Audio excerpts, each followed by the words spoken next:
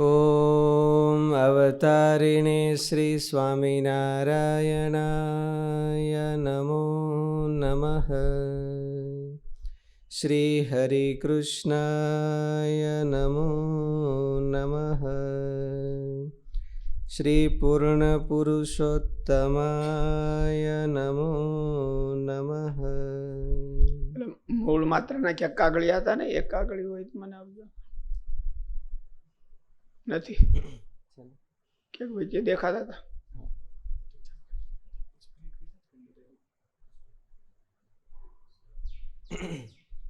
કઈ વાંધો. શ્લોક નંબર 10. અન્યદેવાહુર્વિદ્યયા અન્યદાહુરવિદ્યયા ઇતિ શુશ્રુમધીરાણામ યેનસ્તદ્વિચચક્ષિરે. અહીંયા મર્મ એ છે કે મોક્ષનું અસાધારણ સાધન જ્ઞાનયોગ છે. જ્ઞાન સિદ્ધિનું કારણ કર્મયોગ છે. કર્મયોગ સીધી રીતે મોક્ષમાં ઉપકારક નથી. કર્મયોગ ચિત્ત ઉપર ચડેલા અવરોધક કર્મના પાશને દૂર કરે છે અને ચિત્ત શુદ્ધ થતાં જ્ઞાનયોગ સિદ્ધ થાય છે.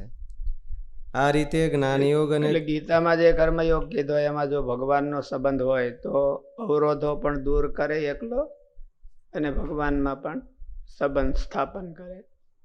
એટલે ગીતામાં કર્મયોગને વધારે એવી રીતે આમાં ત્રણેય હારે લીધા છે. એક ઉપાસના અને કર્મયોગ બે હારે લીધા છે, એટલે એકબીજાને.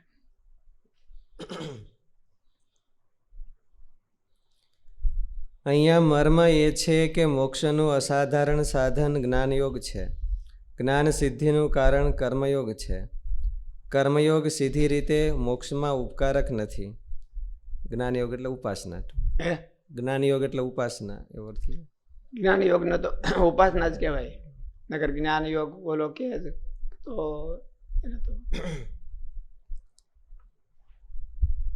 કર્મયોગ ચિત્ત ઉપર ચડેલા અવરોધક કર્મના પાશને દૂર કરે છે અને ચિત્ત શુદ્ધ થતાં જ્ઞાનયોગ સિદ્ધ થાય છે. એટલે જ્ઞાનયોગ તો આમ તો ખરેખર મનનનો છે. મનન ચિંતન કરવાને જ્ઞાનયોગ કહેવામાં આવે. અને મનન ચિંતન પણ રાગ હોય ત્યાં સુધી કંઈ કામમાં આવતું નથી. જ્યાં સુધી પ્રબળ રાગ હોય ત્યારે મનન ચિંતનને ઉડાડી દેશે. એટલે એ રાગને ટાળવા માટે કર્મયોગ કામયાબ થાય, જ્ઞાનયોગ નહીં. એવું ને એવું ભક્તિયોગ. ભક્તિયોગ છે એ રાગ પ્રબળ હોય તો કામ ઓછા ન કરી શકે. ઓછા થઈ ગયા હોય ને હાવ વિરલ થઈ ગયા હોય તો એનો નાશ કરી શકે. એ ઉપાસના યોગ. ગીતામાં ભગવાન એવું કીધું, વિષયા વિનિવર્તન્તે નિરાહારસ્ય દેહિના રસવર્જ્યમ રસોપ્યસ્ય પરમ દ્રષ્ટવા નિવર્ત. પરમ દ્રષ્ટવા એટલે ઉપાસનમ કૃત્વા નિવર્તતે. પણ ક્યારે પ્રબળ રાગ હોય તો એની પ્રબળ રાગની હાજરીમાં એને એટલે કર્મયોગ છે એ રાગને હોતે ક્ષીણ કરે છે, વાસનાની ક્ષીણ કરે છે. અને જો કર્મયોગ ભગવાનના સંબંધ વાળો હોય, એટલે ખાલી ભગવાનના સંબંધનો અર્થ એવો છે કે ભગવાનને રાજી કરવા માટે જ કર્મયોગ કરતો હોય તો ભગવાનનો સંબંધ પણ એ સ્થાપન કરી શકે અને રાગને અંતરાયોને પણ ક્ષીણ કરી શકે. અહીંયા ઉપાસના અને ગીતામાં કર્મયોગ ને જ્ઞાન યોગ ને જાજી હરખામણી કરી છે. અહીંયા ઉપાસના અને કર્મયોગની હરખામણી કરી છે. બેને પેરેલલ લઈને હાલે છે. નામ ભલે જ્ઞાન યોગ આપ્યું પણ ઉપાસનાના અર્થમાં છે. એટલે ઉપાસનાનું સ્થાન છે એ કર્મયોગ કરતા વહેલું છે, મહત્વનું છે. એટલે એમ કીધું કે જ્ઞાન યોગથી ઓલું કર્મયોગ છે એ આનો નાશ કરે છે.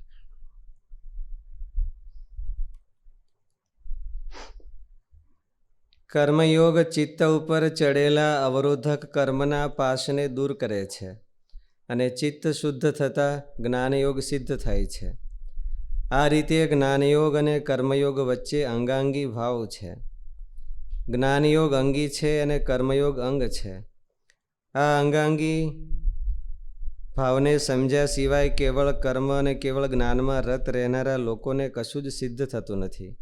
સંસારરૂપી અનર્થની નિવૃત્તિ પણ થતી નથી.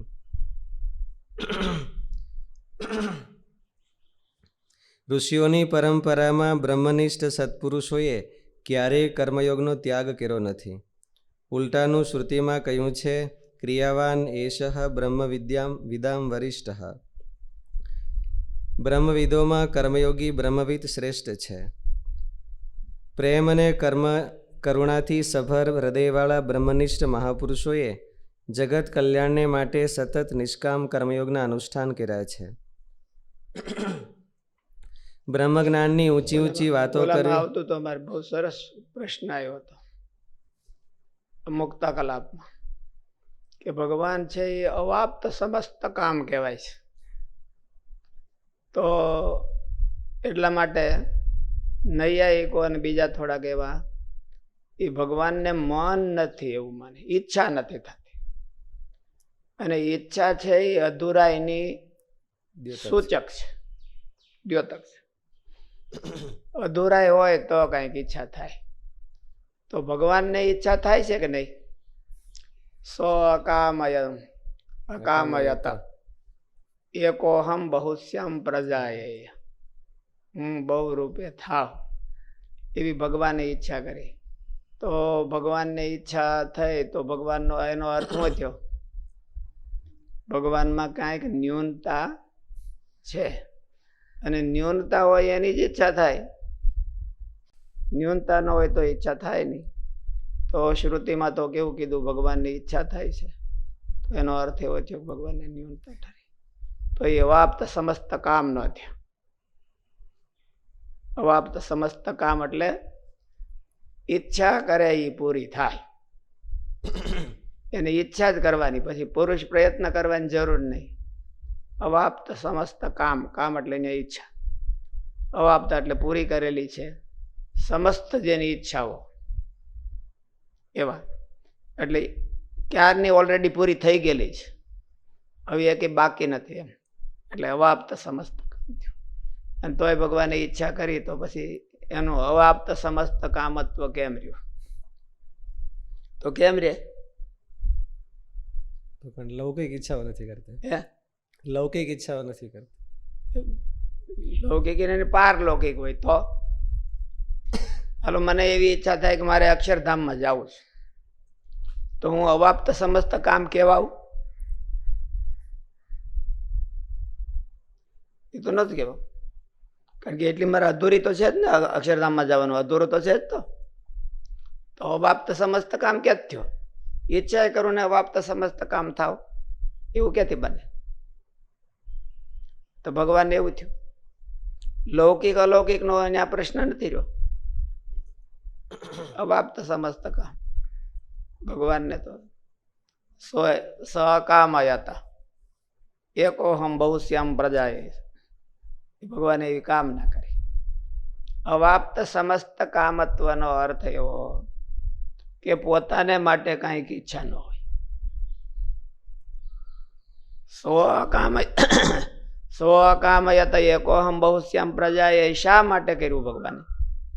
જીવો માટે, જીવના કલ્યાણને માટે. પોતાના માટે કાંઈ એમાંથી એને મેળવી લેવું નથી. એટલે ભગવાનનો અવાપ્ત સમસ્ત કામ તો રહ્યું જ છે. અને તોય પાછી ઈચ્છા થાય છે. ઈચ્છા શું થાય છે? એને બીજાનું સારું કરવા. ઓલું 64 પદીમાં ક્યાંક કીધું છે ને, ઉપજે ઈચ્છા રે હે અહમ, ઓલો એ ભૂલાઈ ગયું છે, લીટી ભૂલાઈ ગઈ. નવી નવી પરોપકાર કરવાની એને ઈચ્છા ઉત્પન્ન થાય છે. ઉપજે ઈચ્છા એના અંતરથી.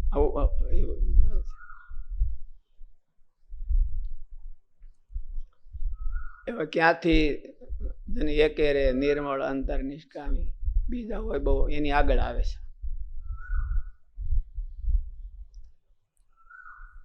પળ પળમાં રે ઉપજે ઈચ્છા અંતરથી.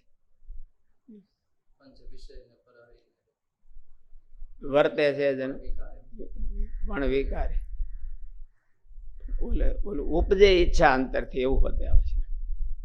એવા સત્પુરુષોને હોતે ઈચ્છાઓ ઉપજે તો એ અવાપ્ત સમસ્ત કામ ન થયા. એને તોય અવાપ્ત સમસ્ત કામ કહેવાય. બીજાને માટે છે, પોતાને માટે કાંઈ નથી. આમાં શું આવ્યું?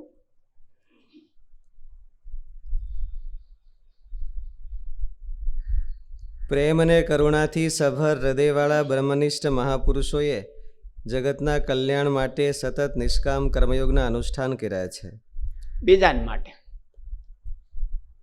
પોતાના માટે નહીં. બ્રહ્મ જ્ઞાનની ઊંચી ઊંચી વાતો કરવી અને જીવનમાં એટલે કીધું બ્રહ્મ વિદામ વરિષ્ઠ ક્રિયાવાન એશ. ક્રિયાવાન એશ એટલે નિષ્કામ કર્મયોગવાન એશ બ્રહ્મ વિદામ વરિષ્ઠ. નિષ્કામ કર્મયોગ કરતો હોય તો એ બ્રહ્મવિદોમાં પણ અગ્રેસર છે.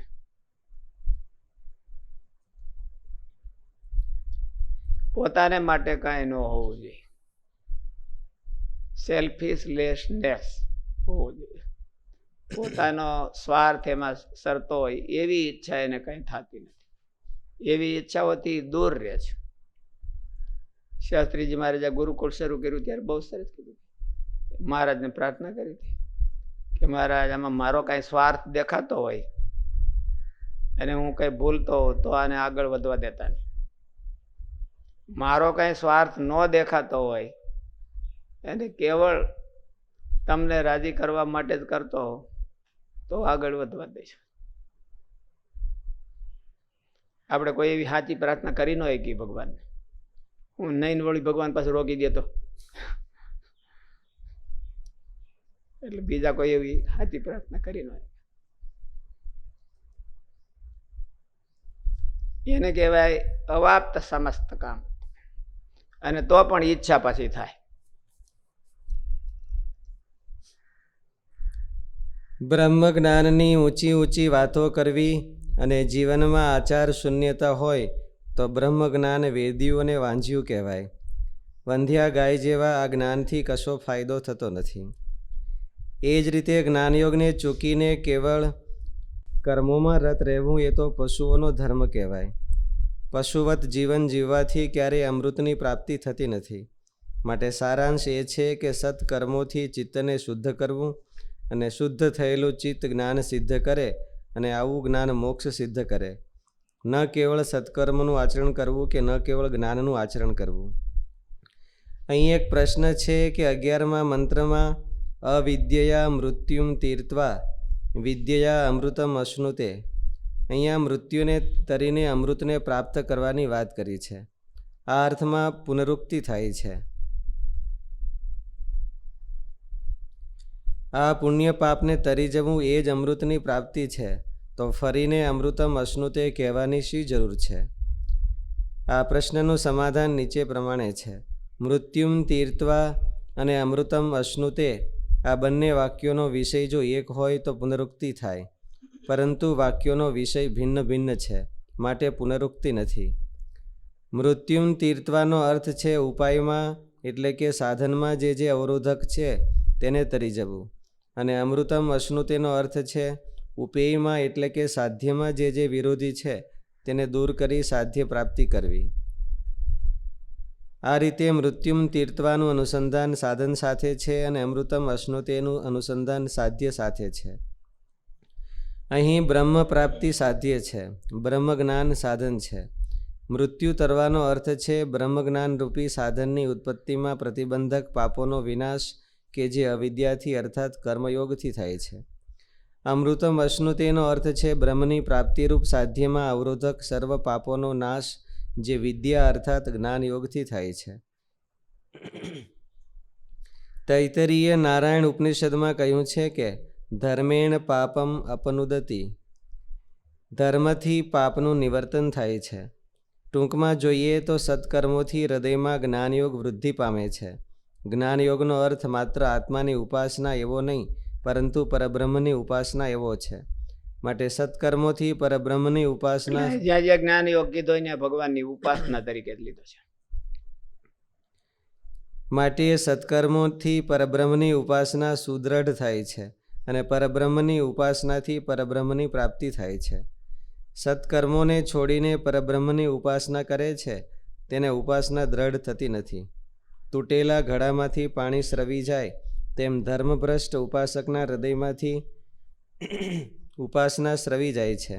માટે ધર્મ એના જીવનનું ઠેકાણું ન હોય ને ઉપાસના લઈને બેઠો હોય તો એવી ઉપાસનાથી કઈ કામ ન થાય. ભલે ની ઉપાસના હોય, ભગવાનને સર્વોપરીના બરાડા પાડતો હોય તોય કઈ ન થાય.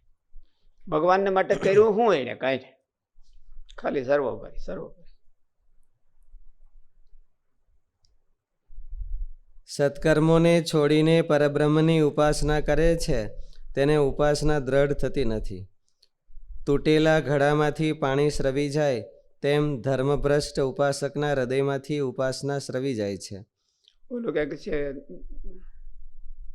અશાંત મનસા દુરાચારનો જ્યાં સુધી ત્યાગ નથી કરતા ત્યાં સુધી એવા માણસોને ભગવાનની પ્રાપ્તિ થતી નથી. શક્નોતિ એવ યહ સોઢું પ્રાક શરીર વિમોક્ષણ. એ તો ગીતા આમાં શ્રુતિ છે.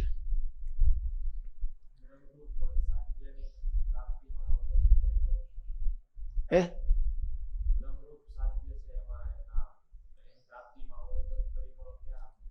બ્રહ્મરૂપ સાધ્યની પ્રાપ્તિમાં અવરોધક પરિબળો ક્યાં ક્યાં ગણાય? એને ઓળખવા નહીં. અહીં પાસે બેઠા હોય ને સામે બેઠા હોય ને એને ઓળખે નહીં તો એ સાધ્યમાં અવરોધક છે, એનું અજ્ઞાની. અને રાગ છે એ સાધનમાં અવરોધક છે.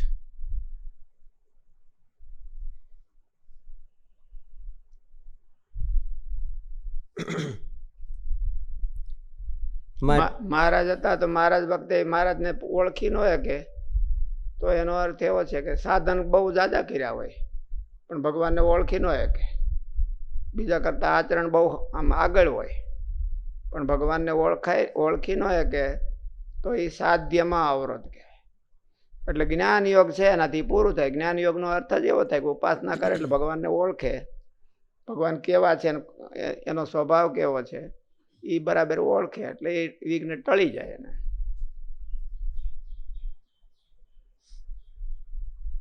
કઈ ખાલી માણસની ભગવાનના ધામમાં જવા માટે બે પ્રકારની ખામી છે. એક તો આચરણની ખામી ને એક ઓળખાણની ખામી. આચરણની ખામી હોય તોય નડે અને ઓળખાણની ખામી હોય તોય નડે. આપણે સંપ્રદાયમાં વાત છે ને કે આત્માનંદ સ્વામી હતા એને મહારાજ 116 વર્ષ કે 18 વર્ષ સુધી રાખ્યા હતા. એટલે મોટા સંતોની વાતોમાં આવે છે કે સ્વામીને પૂછ્યું કે ભાઈ તમને મહારાજે એટલું બધું રાખ્યા છે એનું કારણ હું ખબર છે કે તમારે પહેલાં મહારાજની સર્વોપરી નિશ્ચય નિષ્ઠા એમાં કંઈ કચાશ હશે એટલે મહારાજ તમને રાખ્યા છે. અને પછી એ લોકોને તો ખાલી સમજણ બદલાવામાં કંઈ ઝાઝી વાર લાગે નહીં એટલે સમજણ બદલાવી એટલે મહારાજ લઈ ગયા. એટલે આચરણમાં તો આત્માનંદ સ્વામી બધા કરતા અગ્રેસર હતા. મહારાજની એટલી આજ્ઞા લોપતા નહીં પણ મહારાજને જેવા જાણવા જોઈએ એવી જાણવામાં ખામી હોય તો એ એક જાતની ખામી કહેવાય. અને આચરણ જેવું હોવું જોઈએ એવું ન હોય તો એ એક જાતની ખામી કહેવાય. બે પ્રકારની ખામી અને બેયનું ધ્યાન રાખવું જોઈએ. આચરણનું ધ્યાન રાખે ને ઓયલું ધ્યાન ન રાખે તો કે અંધમ તમહ પ્રવિશતિ. અને ઓયલું જ નકરું ધ્યાન રાખે કે આવા આવા ને આચરણનું ઠેકાણું ન હોય તો તતોપી ભૂય એવું કીધું. એના કરતાં વધારે મોટા ખાડામાં પડે. પોતાનો સુધારો કરો કારણ કે પોતાને ઊંચા માની લે એટલે પોતાને સુધારો કરવાનો તો કઈ આવે જ નહીં. બીજાને સુધારો જ્ઞાની બહુ થઈ જાય બીજાને સુધારો કરવાનો શું જ નહીં. એ પોતાને સુધારો કરવાનો તો આવે જ નહીં.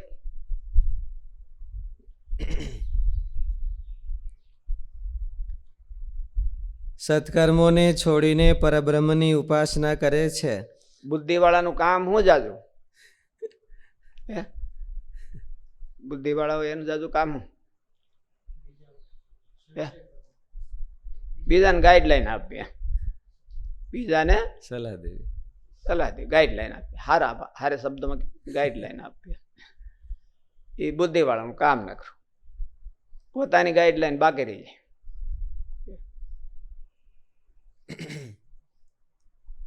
એટલે આમાં બે કીધું, યસ્તુ વેદો ભયમ, બે વાના જાણે. આચરણને હોતે બદલાવે, શુદ્ધ કરે, અને ભગવાન છે જેવા, મહારાજ જેવા છે એવા મહારાજને જાણવાનો પ્રયત્ન કરે. એ બે ખામી જાય દૂર થાય ત્યારે ભગવાનના ધામને પમાય.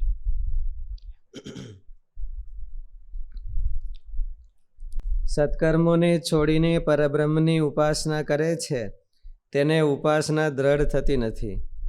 તૂટેલા ઘડામાંથી પાણી સ્રવી જાય તેમ ધર્મભ્રષ્ટ ઉપાસકના હૃદયમાંથી ઉપાસના સ્રવી જાય છે.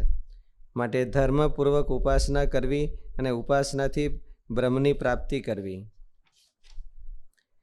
સ્તુતિઓ તો ઘણી છે, પણ એ સર્વ સ્તુતિઓમાં વેદ સ્તુતિ અજોડ છે. મહાજ્ઞાની ભગવાન વેદ વ્યાસજીએ વેદ સ્તુતિમાં પોતાનું હૃદય રેડ્યું છે. માટે આ સ્તુતિ સર્વશાસ્ત્રના અર્કરૂપ છે. જેમને ઉપાસના માર્ગ સમજવો છે તેઓએ વેદ સ્તુતિનું મનન અવશ્ય કરવું જોઈએ. ભગવાન સ્વામિનારાયણને વેદ સ્તુતિ પરમ પ્રિય હતી. અયોધ્યામાં પિતાજી પાસે વેદ સ્તુતિ ભણ્યા. વનમાં વિચરણ કરતી વખતે વેદ સ્તુતિનો પાઠ કરતા. ગઢપુરમાં ક્યારેક અવકાશના સમયે વેદ સ્તુતિના પાના લઈ વાંચતા. મહાયોગી સદગુરુ શ્રી ગોપાળાનંદ સ્વામીએ વેદ સ્તુતિ ઉપર સુંદર ભાષ્ય કર્યું છે, જેમાં વ્યાસજીનો હૃદગત અભિપ્રાય સારી રીતે સ્પષ્ટ કર્યો છે. વેદ સ્તુતિમાં જીવ, ઈશ્વર, માયા અને બ્રહ્મના સ્વરૂપ અને સ્વભાવ સ્પષ્ટ રીતે વર્ણવ્યા છે, અને તે સર્વથી વિલક્ષણ એવા પરબ્રહ્મ પુરુષોત્તમ નારાયણના સ્વરૂપ, સ્વભાવ અને સર્વોપરિતા સુંદર રીતે વર્ણવી છે. પુરુષોત્તમ નારાયણનું સ્તવન કરતા વેદો કહે છે, ક ઇહનું વેદ બતાવર જન્મ લયોગ્રસરમ. પુરુષોત્તમ નારાયણના સ્વરૂપને અવર જન્મ લય અગ્રસરમ કો વેદ.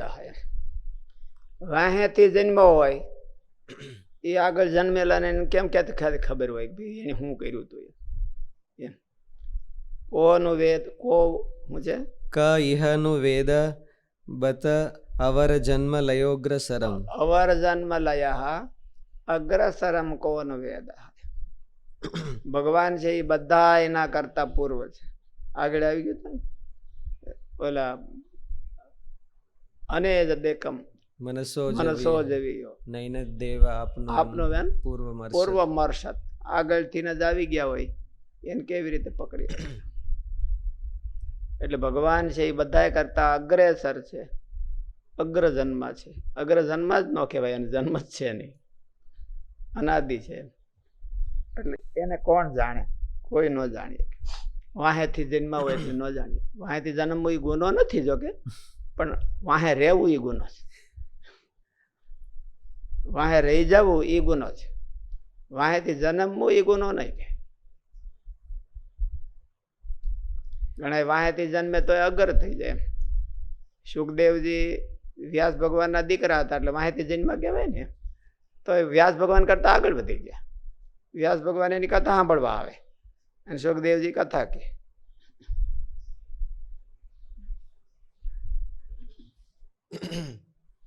એટલે ભગવાન તો ખાલી આગળ જન્મ એટલું જ નથી, એમ બધે વાતે અગ્રસર છે. એને કોણ વાહેલા કોણ જાણી શકે? મહારાજ એવું જ કહેતા ને, અમે કેવા છે એવું કયો. એમ મહારાજને કોઈ જાણી નહોતા શકતા. જેવા છે એવા, એમ જાણતા તો હોય હોવાની રીતે, પણ જેવા છે એવા ન જાણી શકે. પ્રત્યાવર્તંત વેદો કીધું ને, વેદા સ્તોતુમ પ્રવૃત્તા યદ અનવધિ મહા નંદમાલક્ષ્ય દૂરાત પ્રત્યાવર્તંતા. પ્રવૃત્તિ ટ્રાય તો કરી પણ પછી વાહેથી પાછા પડી ગયા, થાકીને પાછા પડી ગયા. નેતિ નેતિ નેતિ એમ કરીને પાછા પડી ગયા. આનો અંત નથી, આનો અંત નથી, એવું થાકીને પાછા વળી ગયા. પુરુષોત્તમ નારાયણના સ્વરૂપને સ્વભાવને જાણવા માટે કોઈ પણ સમર્થ નથી, કારણ કે પુરુષોત્તમ નારાયણ તો કાળથી પણ પ્રાચીન છે, એટલે તો એ પુરાણ પુરુષ કહેવાય છે. મહાકાળ, મહામાયા અને મહાપુરુષથી લઈને કીટ પતંગ સુધીના સર્વે તત્વો સર્જનની દ્રષ્ટિએ અર્વાચીન છે. અર્વાચીન દ્વારા પ્રાચીનનો પરિચય સંભવ નથી. યત ઉદ્ગાદ ઋષિર યમનુ દેવ ગણા ઉભયે તરહી ન સન્ન ન ચાસદુભયમ ન ચ કાલ જવહ.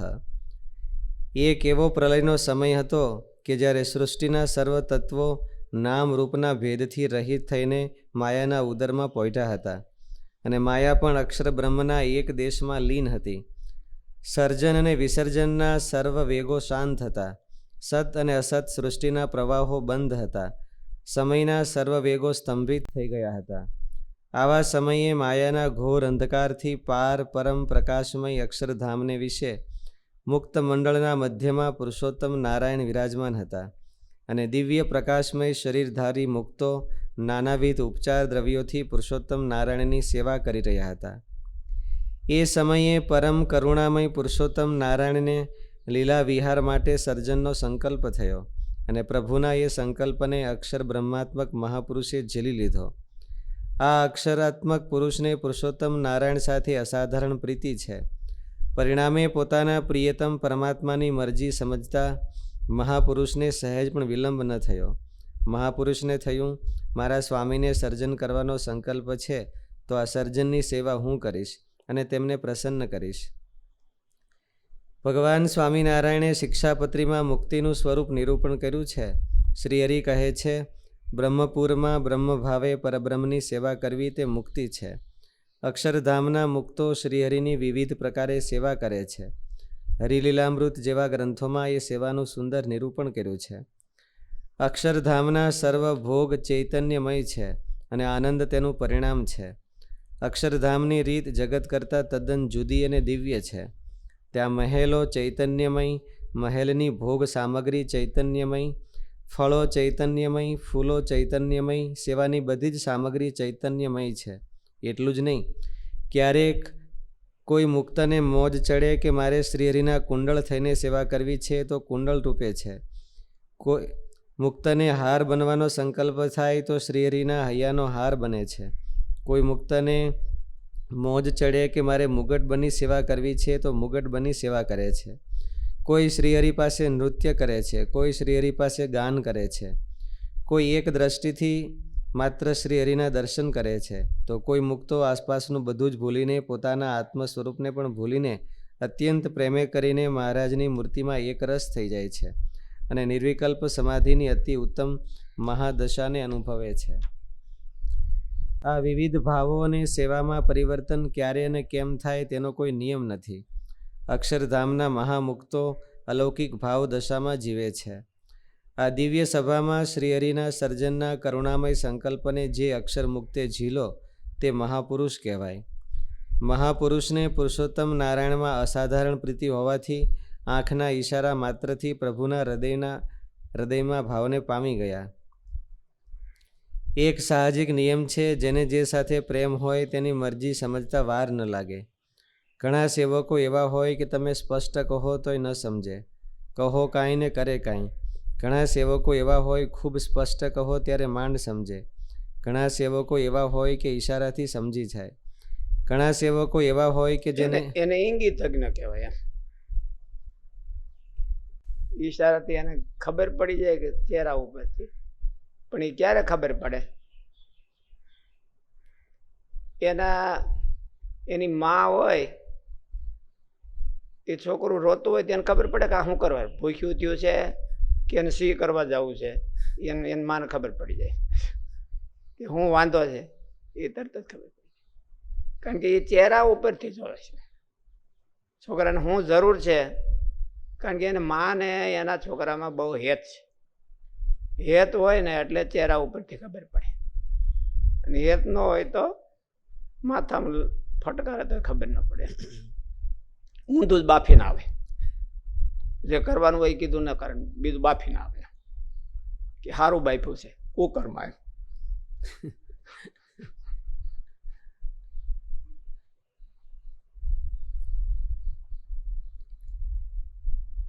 ઘણા સેવકો એવા હોય કે ઈશારાથી સમજી જાય. ઘણા સેવકો એવા હોય કે જેને ઈશારાની પણ જરૂર ન પડે. હૃદયની મરજી આંખમાં વાંચી જાય અને તે જ પ્રમાણે અમલ કરે. શાસ્ત્રીજી મહારાજ કહેતા ને કે નાનડા સ્વામીની સેવામાં હતા સ્વામી કે રાત્રે સ્વામી ઉઠે તો ગમે એવી નિંદર આવી હોય તો એ તરત સ્વામીને ખબર પડી જાય કે સ્વામી ઉઠે. એ કેટલી બધી આત્મબુદ્ધિ છે. એની નીંદર ઉડે તો આની નીંદર હોતી ઉડી જાય. નાના હોય તોય.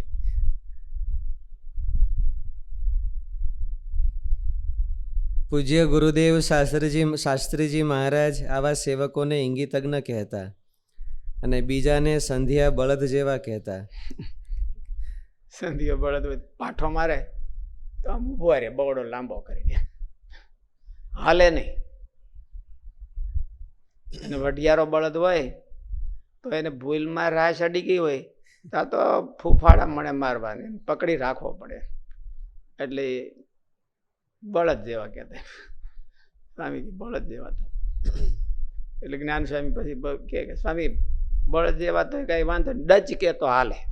બળદ એટલે હું ડચકારો કરે તો હાલે, રહે ખેતો તો ઉભા રહે.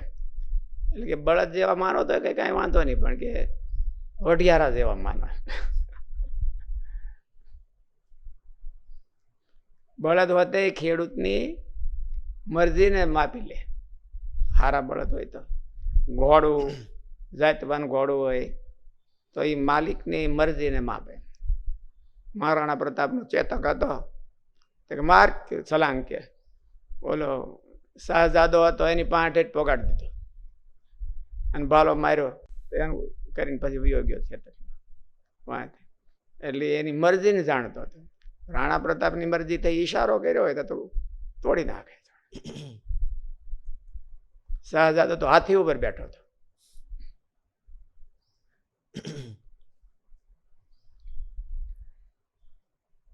પૂજ્ય ગુરુદેવ શાસ્ત્રીજી મહારાજ આવા સેવકોને ઇંગિતજ્ઞ કહેતા અને બીજાને સંધિયા બળદ જેવા કહેતા. પાઠો મારે તો હાલે નહીં, લાંબો બવડો કરે, ઉભો રહે, પછી હામું જોવે બીજો પાઠો મારે છે કે નહીં. એટલે સંધિયો બળદ, સ્વામી એવું કહેતા.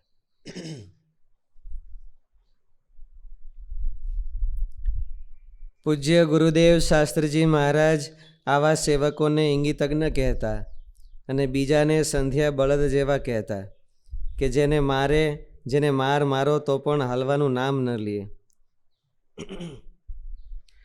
મહાપુરુષ શ્રી હરિના અનન્ય ઇંગિતજ્ઞ સેવક છે. પરમ સેવામય છે મૂર્તિ જેની. એવા મહાપુરુષે વિચાર્યું, ભલે કોઈ કુંડળ થાય, ભલે કોઈ હાર થાય, ભલે કોઈ નૃત્ય કરે, ભલે કોઈ સ્તવન કરે, સર્જનની સેવા હું કરીશ અને મારા સ્વામીને પ્રસન્ન કરીશ. સ્વામીની મરજી પ્રમાણે રહેવું તે સેવકનો પરમ ધર્મ છે. ઘણા લોકો એવો મિથ્યા આક્ષેપ કરે છે કે અન્ય મુક્તોને તો મહારાજની મૂર્તિમાં જ રસ જણાતો હતો, પરંતુ મહાપુરુષને તો સર્જનનો રાગ હતો એટલે સર્જનમાં જોડાયા. પરંતુ આ વાત અહીં બેઠા બેઠા નિર્વાસનિક પક્કા ભગત થઈ ગયા હોય ને એ બધી આવી ચર્ચાઓ કરતા. અહીં બેઠા બેઠા એ મહાપુરુષને રાગ હતો, આપણું કાંઈ નહીં. ઘણા પાકા ભગત થયા હોય તે બધી આવી પાકા ભક્તોની મંડળીમાં આવી ચર્ચાઓ હાલતી હોય. આ અહીંયાથી આવે છે ને અહીં બધું ખાના પાડ્યા હોય. પરંતુ આ વાત યુક્તિ અથવા શાસ્ત્ર સંગત નથી. અક્ષરધામની દિવ્ય ભૂમિકામાં રાગવાળાને પ્રવેશ જ નથી. શ્વેતદ્વીપની ભૂમિકાએ સૂક્ષ્મમાં સૂક્ષ્મ રાગ ટાળ્યા પછી જ અક્ષરધામમાં પ્રવેશ મળે છે, માટે ત્યાં રાગની કોઈ સંભાવના નથી. મહાપુરુષને સર્જનમાં રાગ હોવાથી મહામાયા સાથે જોડાયા નથી, પરંતુ પરમ સેવક હોવાથી સ્વામીની મરજીથી જોડાયા છે. અને મહામાયા સાથે જોડાયેલા હોવા છતાંય મહાપુરુષ અખંડ મુક્ત અવસ્થાને ભોગવે છે. અને પુરુષોત્તમ નારાયણનું અખંડ સાનિધ્ય અનુભવે છે. આ લોકમાં મહારાજે પણ 12મા વચનામૃત કીધું, એ પુરુષ છે એ કેવા છે? અખંડ છે, અનાદિ છે, સત્ય છે, સ્વયં જ્યોતિ છે, એવા વર્ણન કર્યું છે મહારાજ. આ લોકમાં પણ ગોવર્ધનભાઈ તથા પર્વતભાઈ જેવા મહામુક્તો સંસારમાં હોવા છતાંય અખંડ મહારાજમાં રસબસ રહેતા, એ જ રીતે મહાપુરુષ પણ મહામાયા સાથે જોડાયેલા હોવા છતાંય અખંડ મહારાજમાં જ રસબસ રહેલા છે. ચાસણીમાં ગુલાબજાંબુની જેવી સ્થિતિ હોય તેવી સ્થિતિ મહાપુરુષની છે. એટલે તો વચનામૃતમાં ભગવાન શ્રીહરિ એને મુક્ત કહે છે, અક્ષર બ્રહ્મ સ્વરૂપ કહે છે. જો એ મહાપુરુષ રાગયુક્ત હોય તો વચનામૃતમાં ભગવાન શ્રીહરિએ મહાપુરુષને માટે આવા વિશેષણો વાપર્યા જ ન હોત. ઘણા લોકો મુક્તોમાં જાત જાતના ભેદ કલ્પી ઊંચ નીચ સ્થાનોની કલ્પના કરે છે. જેમ કે કોઈક મુક્તો શ્રીહરિની મૂર્તિમાં અખંડ રસબસ રહે છે, કોઈક મુક્તો મૂર્તિ સામે જોઈ રહે છે, કોઈક મુક્તો સભામાં દૂર બેઠા છે, જે છેટે બેઠા છે તે મુક્ત કનિષ્ઠ છે, સામે જોઈ રહ્યા છે તે મધ્યમ છે, મૂર્તિમાં લીન છે તે ઉત્તમ છે. અને આ જુદી જુદી કક્ષાને સ્પષ્ટ કરવા મુક્ત, અનાદિમુક્ત અને પરમ અનાદિમુક્ત નામ આપે છે. અને આ વાતને સિદ્ધ કરવા માટે સારંગપુરના 17મા વચનામૃતમાં મહારાજે જે મુક્તોના ભેદ કયા છે તેનું પ્રમાણ આપે છે. આવું માનનારા કેટલાક ભક્તોનો આશય શુભ જ છે. એમણે મહારાજનું સર્વોપરીપણું સિદ્ધ કરવું એ જ એક તાન છે. પરંતુ એ જે વાત કરી રહ્યા છે તે યુક્તિ સંગત કે પ્રામાણિક નહીં હોવાથી બીજા અનેક વિવાદો સર્જનારી બની રહે છે. 17મા વચનામૃતમાં ભેદ કીધા છે, એનો અર્થ શું? અહીંયા હોય એના, ત્યાં પછી નહીં. મુક્તોમાં જાત જાતના ભેદ કલ્પવાની વાતમાં અનેક વિસંગતતાઓ ઊભી થાય છે. એક તો વચનામૃતનું જે પ્રમાણ તેમાં આપવામાં આવે છે એ વચનામૃતનો વિષય બ્રહ્મરૂપ થયા પૂર્વની અવસ્થાની વાત છે. પરંતુ બ્રહ્મસ્થિતિમાં આવા કોઈ ભેદ રહેતા હોય તેવું આ વચનામૃતથી સિદ્ધ થતું નથી. આ વચનામૃતમાં શ્રીહરિએ સાધન દશાવાળા મુક્તોનું વર્ણન કર્યું છે, સાથોસાથ સિદ્ધ દશાની અવસ્થાનું પણ નિરૂપણ કર્યું છે. પરંતુ બ્રહ્મદશાની અંદર આવા કોઈ ભેદ હોય એવું આ વચનામૃતથી સિદ્ધ થતું નથી. બીજું, મહાપુરુષને રાગમય કહેતા વચનામૃત સાથે બાદ પણ આવે છે. કારણ કે શ્રીહરિએ મહાપુરુષ માટે કહ્યું છે એ બદ્ધ નથી, મુક્ત છે અને અક્ષરાત્મક છે. ત્રીજું, છેટે રહેવું, સામે જોઈ રહેવું, મૂર્તિમાં લીન રહેવું, આવી આપણી લૌકિક કલ્પનાઓ ધામની અલૌકિક ભૂમિકા સાથે કેટલી યુક્તિસંગત રહે તે પ્રશ્ન છે.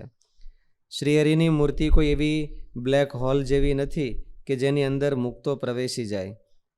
શ્રીહરિની મૂર્તિમાં પ્રવેશ અને અપ્રવેશની રીત પણ અલૌકિક છે. અત્યંત ભાવદશામાં મુક્તને પોતાના ચૈતન્ય સ્વરૂપનું પણ વિસ્મરણ થઈ જાય તેને શ્રીહરિમાં પ્રવેશ થયો સમજવો. નજીક કે દૂર રહેવું આવા લૌકિક માપદંડ ધામમાં ટકી શકતા નથી.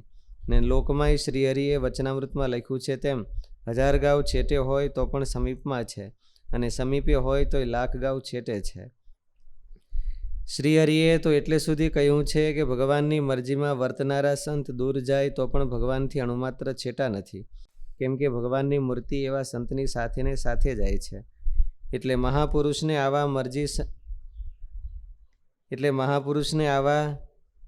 મરજી સમજીને સેવા કરનારા મુક્ત સમજવા જોઈએ, પણ રાગ પ્રધાન છે એમ કહીને તેનું અવમૂલ્યન કરવું ન જોઈએ. આ લોકમાં ઉત્તમ, મધ્યમ, કનિષ્ઠ એવા જાત જાતના શાસ્ત્રીજી મહારાજ આ બહુ ચર્ચા કરતા.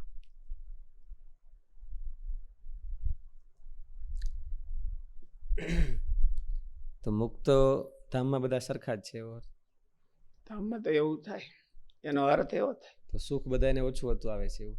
ના ના, બધાને હરખું જ સુખ આવે. મહારાજની મૂર્તિનું સુખ છે. અન્ય કઈ અંતરાય તો નથી. આમાં 2 અંતરાય કીધા ને, એક જ્ઞાન માર્ગ, જ્ઞાન યોગનો અંતરાય, અને એક સાધન કર્મયોગનો અંતરાય. કર્મયોગ છે એ વાસનાઓ ટાળે છે, રાગ ટાળે છે, અને જ્ઞાન યોગ છે એ ભગવાનને જાણવામાં ખામી હોય તો એ ટાળે છે. અને 2 પૂરા કરે ત્યાર પછી ભગવાનના ધામમાં જાય. એટલે ભગવાનને જેવા છે એવા જાણે નહીં ત્યાં સુધી તો એ ભગવાનના ધામમાં જાય નહીં. કમસે કમ ભગવાનને બીજા તમામ કરતા વિલક્ષણ જાણે તો એને તમામ ત્યારે ભગવાન પાસે પહોંચે. અને તમામ કરતાં વિલક્ષણ જાણે એટલે તમામ કરતાં વિલક્ષણ સુખ પણ એને આવે.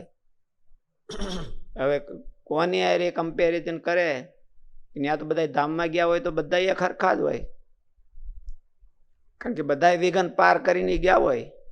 તો એને કઈ રીતે ઓછું સુખ આવે અને કઈ રીતે વધારે સુખ આવે એ તો કલ્પના કરનારા માણસોને ખબર હોય, બીજાને તો બહુ ખબર ન હોય.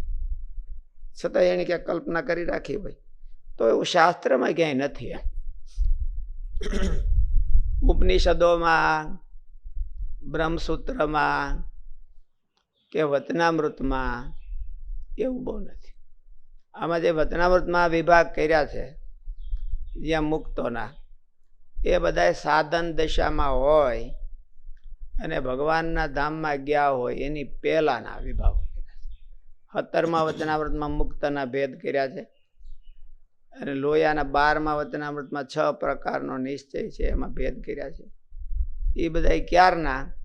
સાધન દશા. અહીંયા ભગવાનના ધામમાં ગયા પહેલા સાધન દશામાં હોય એના ભેદ છે. ત્યાં ગયા પછી મહારાજે ક્યાંય ભેદ કર્યા હોય એવું વચનામૃતને આધારે, ગીતાને આધારે, બ્રહ્મસૂત્રને આધારે કે ઉપનિષદોને આધારે ક્યાંય એવું મળતું નથી રેફરન્સ. આજે પાક્કા ભક્તોની ડાયરીના રેફરન્સો હોય છે મોટે ભાગે. અને એ બધાએ નક્કી કર્યા હોય કે આને અહીંયા જ મૂકવાના, આને અહીં મૂકવાના, આને અહીં મૂકવા. એવા ડાયરીના રેફરન્સો હોય એટલે એ આખી ડાયરીઓનું અધ્યયન પાછું બહુ જુદું હોય, અલગ. એમાં માણસો હોતે ભૂલા પડી જાય, મુક્તો હોતે ભૂલા પડી જાય એની ડાયરીમાં. તો ઓછા વત્તા રાજી કર્યા હોય તો બધાને, ઓછા વત્તા રાજી કર્યા હોય તો બધાને શું ખરખું તો ઓછા રાજી કર્યા હોય તો ત્યાં જઈ ન કે જ્યાં સુધી આ અંતરાય ન ટળે રાજી કરવાનું. અહીંયા હોય ત્યારે રાજી કરવાનો મિનિંગ એ કે અંતરાય ટળે. અહીં હોય ત્યારે રાજી કરવાનો મિનિંગ એ કે એના અંતરાય હોતે ટળે અને એને સુખ હોતે આવે. જેટલા જેટલા રાજી કરે એટલું એને સુખ આવતું જાય. પણ એ અહીંયા ત્યાં તો એનું જ્ઞાન જ વિભૂ થઈ ગયું હોય છે. એટલે વિભૂ થઈ જાય એટલે એક અણુ માત્ર પણ ભગવાન કરતા અંતર રહેતું નથી. તો વિભૂથી મોટો કોઈ પદાર્થ તો છે નહીં. એટલે ઓલાનું જ્ઞાન નાનું કે ઓલાનું જ્ઞાન મોટું એવું તો શક્ય નથી. બધાયનું જ્ઞાન વિભૂ છે એટલે અનંત કોટી બ્રહ્માંડમાં ફેલાઈને રહેલું છે એવું એનું જ્ઞાન છે. અને ભગવાનને ત્યાં તો ભગવાનને જાણવા માટે આ જ્ઞાન જ એક સાધન રૂપ છે, વિભૂ એવું જ્ઞાન. તો એનું જ્ઞાન વિભૂ અને પૂર્ણ વિકસિત થઈ ગયું હોય છે. એમાં કિંચિત અવિકસિત હોય એવું શક્ય નથી. એવા કોઈ પરિબળો નથી ત્યાં. એટલે શાસ્ત્રો એવું કહે છે કે ત્યાં આવી કક્ષાઓ ન હોય, મુક્તોમાં ભેદ ન્યા ન હોય. શાસ્ત્રોની દ્રષ્ટિએ આવા મુક્તા કલાપ વાંચતા હતા, માં નિત્ય વિભૂતિ આવે છે. નિત્ય વિભૂતિ, નિત્ય વિભૂતિનો અર્થ એવો છે કે એમાં અંતરાય રહેતો નથી, કોઈને અંતરાય નથી કરતી. આ પ્રાકૃતિક વિભૂતિ છે બધી, એ ભગવાનની વિભૂતિ. એ બધા એના દિવાલ છે તો આપણને આડું દેખાય નહીં. ત્યાં મહેલો હોય એટલે અહીંયા આ રૂમમાં રહેતા હોય એ રૂમના બધા મુક્તો, એ બધા આધુનિક મુક્તો, એ ડાયરીવાળા મુક્તો હોય, એની બધા સોસાયટીઓ નક્કી કરી છે કે પહેલી સોસાયટીમાં ભગવાન એટલે ઉત્તમ ભક્તો, બીજી સોસાયટીમાં એનાથી સેકન્ડ ક્વોલિટી, એવું લખ્યું. પણ ત્યાં તો એવું કીધું કે આ નિત્ય વિભૂતિ છે અને નિત્ય સાક્ષાત્કાર છે. એની દિવાલ આડી નડતી નથી. બીજા રૂમમાં, ત્રીજા રૂમમાં, ચોથા રૂમમાં હોય તો હંધાઈને સાનિધ્ય હોય છે. એનું નામ તો નિત્ય વિભૂતિ કહેવાય. છેલ્લી લાઈન કે પેલી લાઈન જેવું નથી ત્યાં. હંધાઈને ભગવાનનો સાક્ષાત્કાર થાય, એ જ નિત્ય વિભૂતિ કહેવાય. આ વિભૂતિ છે એ અંતરાય કરનારી છે અને ઓલી વિભૂતિ છે એ મદદ કરનારી છે. એટલે ત્યાં કોઈ અંતરાય કરનારો પદાર્થ હોય એવું દેખાતું નથી. એનું જ્ઞાન પણ કાચા પાકું હોય એવું દેખાતું નથી. કારણ કે બધાના જ્ઞાન વિભૂ છે. અહીંથી જાય અને સૂક્ષ્મ શરીર મુકાય, જ્યારે સૂક્ષ્મ શરીર છૂટે ભગવાનના ધામમાં જાય ને મુક્ત દશાને પામે એટલે એને જ્ઞાન બધાને ભેગું થઈ જાય. એટલે વિભુનો અર્થ એવો થયો કે એમાં પછી નાનું મોટું કોઈ રહ્યા નહીં. વિભુ ને અણુ એ બે માપ એવા છે કે એમાં ડિફરન્સ ન હોય. વિભુ અને અણુ અણુ બધા કે તો પછી અણુ બધા હરખા જ હોય. એમાં નાનો અણુ ને મોટો અણુ એવું ન હોય. અણુ એટલે નાનામાં નાનો કટકો, એનાથી નાનું કાંઈ થાય નહીં, એનું નામ અણુ કહેવાય.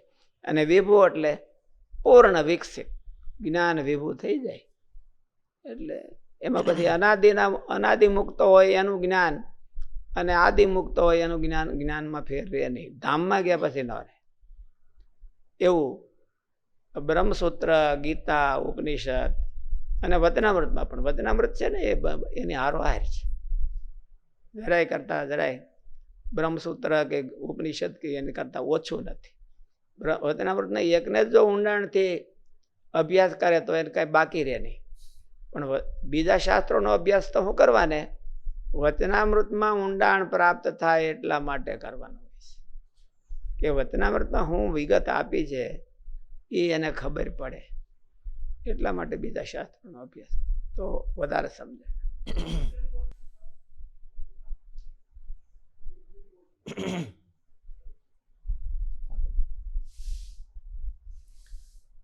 તો ગોપાલ અંશાની વાતોમાં જે ભેદ કીધા છે એ આલોકના મુક્તના ભેદ. આલોકના મુક્તના ગણાય. ગોપાળાન સ્વામીની વાતોમાં મારે જોવું પડશે કે ક્યાં છે, એટલે બહુ ખ્યાલ નથી આપણને. પણ કીધા હોય તો એનો અર્થ આવો થાય. એને ઘટાડવું પડે આપણે હરખાય. ગોપાળાન સ્વામીનું ગૌરવ ઓછું ન થાય અને શાસ્ત્રનું ગૌરવ ઓછું ન થાય. સ્વામીએ કીધું કે સ્વામી કાંઈ શાસ્ત્રથી અજ્ઞાન તો હતા નહીં, એટલે એને કીધું હોય એટલે એને આપણે ઘટાડવા વાળાનો વાંધો હોય. તો બધાના રાજી કરવાના પુરુષાર્થમાં તો ઊંચું નીચું હોય ને, અપડાઉન હોય. અહીંયા હોય ત્યાં સુધી હોય. અહીંયા હોય ત્યાં સુધી હોય. એનો અર્થ એવો છે કે એટલો વિલંબ થાય એને. ભગવાન પાસે જવાનો વિલંબ થાય. પુરુષાર્થ ધામમાં તો ભગવાન શરણાગતિ હોય એટલે લઈ જાય. શરણાગતિ હોય તો લઈ જાય. અને રાજીપો હતો. શરણાગતિનો અર્થ એવો છે રાજીપો. રાજીપાથી સુખ આવે છે. પણ શરણાગતિ હોય એટલે એને ધામમાં જવાનું બુકિંગ નક્કી, અને આ બધા હોય ત્યારે એનો રાજીપો નક્કી. એ અહીંયા હોય. ત્યાં કોઈના વૈરાગ્યમાં ખામી હોય કે કોઈના ધર્મમાં ખામી હોય ત્યાં તો છે નહીં. તે શરણાગતિમાં ખામી હોય એવું પણ છે. આ બધા તો સાધન છે. અને સાધ્ય દિશામાં તો ત્યાં જે આપણને મળે છે બધા સાધનો, એમાં કોઈને અપ ડાઉન નથી. આ લોકમાં ઉત્તમ, મધ્યમ, કનિષ્ઠ એવા જાત જાતના ભોગ અને સ્થાનક દેખાય છે. સામાન્ય માણસોના ભોગ અને સ્થાનક કરતાં શ્રીમંત અને રાજા મહારાજાઓના ભોગ અને સ્થાનક ઉત્તમ છે. તેમના રસ અને રુચિ શ્રેષ્ઠ કક્ષાના છે. દેવતાઓના ભોગ, સ્થાનક, રસ અને રુચિ એથી ઊંચી કક્ષાના છે. ઈશ્વરોના ભોગ, સ્થાનક, રસ અને રુચિ એથી ઉત્તમ પ્રકારના છે. જ્યારે ભગવાનના ધામના ભોગ, સ્થાનક, રસ અને રુચિ તો અત્યંત વિલક્ષણ છે. આ લોકમાં પણ ભલે સામાન્ય માણસ હોય, પણ સ્વચ્છતાથી રહેતો હોય તો તેને મકાનમાં રજ કે ગંદકી ગમતી નથી. ઉત્તમ આવાસોમાં રહેનારા, ઉત્તમ પસંદગી કરનારા મનુષ્યને તો ગમે જ નહીં. આ લોકમાં રજ ગમતી નથી, તે જ રીતે શ્વેતદ્વીપમાં રાગ ગમતો નથી. શ્વેતદ્વીપના મુક્તો અવ્યક્ત રાગને ટાળવા નિરન. બદ્રિકાશ્રમમાં વાસના ગમતી નથી અને શ્વેતદ્વીપમાં રાગે ગમતો નથી. અક્ષરધામમાં તો આ કચરો કાંઈ ગમતો નથી.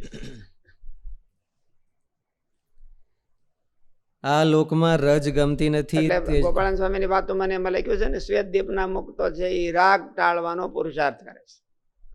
બદ્રિકાશ્રમના મુક્તો છે એ વાસના ટાળવાનો પુરુષાર્થ કરે છે. તે જ રીતે આ લોકના જો કોઈ સેવક હોય સાચા ભગવાનના, તો એ રાગ દ્વેષ ટાળવાનો પુરુષાર્થ કરે. આપણે રાગ દ્વેષ ન રહે ત્યારે જવાય ને. ભગવાન પાસે જવું હોય તો એમને તો કઈ જવાય નહીં.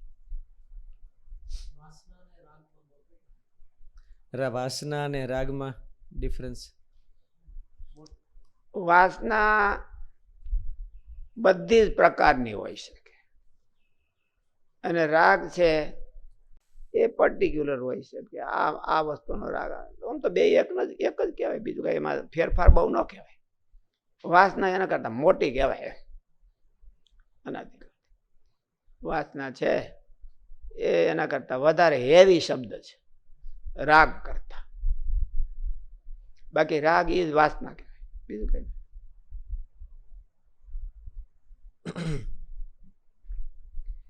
તે જ રીતે શ્વેતદ્વીપમાં રાગ ગમતો નથી. શ્વેતદ્વીપના મુક્તો અવ્યક્ત રાગને ટાળવા નિરન્ન મુક્ત થઈ વાસુદેવ નારાયણની ઉપાસના કરે છે. આ નિરન્ન મુક્તોની પસંદગી અતિ ઉત્તમ છે અને આ અવ્યક્ત રાગ ટળી જાય ત્યારબાદ આ મુક્તો અક્ષર બ્રહ્મના સાધર્મ્યપણાને પામી પુરુષોત્તમ નારાયણની સેવામાં જોડાય છે. જેમ ભવ્ય મહાલયમાં ધૂળથી ભરેલા ગંદા માણસને સ્થાન નથી, તેમ અક્ષરધામમાં રાગયુક્ત જીવને પ્રવેશ નથી. માટે અક્ષર મુક્તના મંડળમાં વસનારા અક્ષર બ્રહ્માત્મક અને મુક્ત એવા પુરુષને રાગ પ્રધાન કહેવા તે યોગ્ય નથી. શ્રીહરિની મરજી સમજી મહાપુરુષ મહામાયા સાથે જોડાયા અને તેમણે તત્વો અને તત્વ દેવતાઓના સર્જન કર્યા. તત્વો અને તત્વ દેવતાઓએ સાથે મળી ઈશ્વરનો વિરાટ નામનો પિંડ સર્જ્યો ને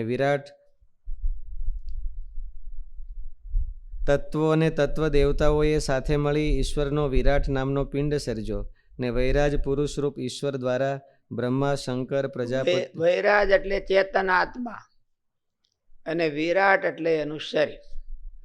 એટલે આ બધા 24 તત્વોએ થઈને એનું શરીર સર્જન કર્યું. પછી એમાં વિરાટે પ્રવેશ કર્યો, વૈરાજે પ્રવેશ કર્યો, તો એ બેઠું ન થયું. પછી વાસુદેવે પ્રવેશ કર્યો. એટલે વાસુદેવ એટલે સર્વોપરી જે તત્વ છે એને પ્રવેશ કર્યો, ત્યારે એ કામ કરવા સમર્થ. તત્વો અને તત્વ દેવતાઓએ સાથે મળી ઈશ્વરનો વિરાટ નામનો પિંડ સર્જ્યો ને વૈરાજ પુરુષરૂપ ઈશ્વર દ્વારા બ્રહ્મા શંકર પ્રજાપતિઓ દેવો મનુષ્યો વગેરે ભાત ભાતના સર્જન થયા. આ સર્જનનું મૂળ કારણ પુરુષોત્તમ નારાયણ જ છે, બીજો કોઈ નથી. માટે સર્વ રીતે પામવા યોગ્ય પણ એ જ છે. કેટલું છે? શ્લોક પૂરો થઈ ગયો. સહજાનંદ સ્વામી મહારાજની જય. શ્રીપતિ.